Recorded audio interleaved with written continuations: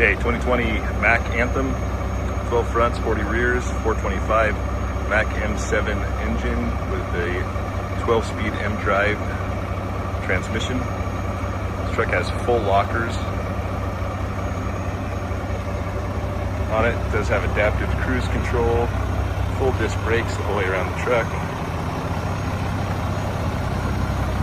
275-gallon fuel tanks, air ride cab, air ride suspension, manually adjusting fifth wheel.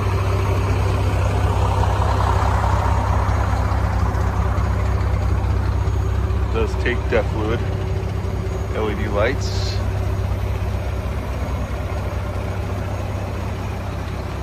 So they're getting rid of these trucks because they're done with the contract here.